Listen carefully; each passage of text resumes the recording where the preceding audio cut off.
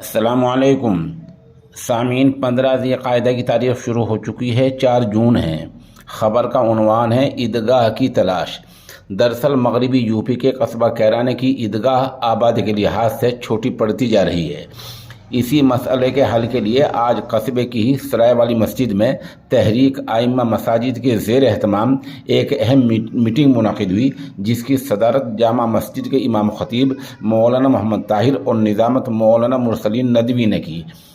ایک تجویز میں کہا گیا کہ کمیٹی بنا دی جائے جو اس پورے معاملے کو دیکھے گی۔ کمیٹی کا عمل جاری ہے۔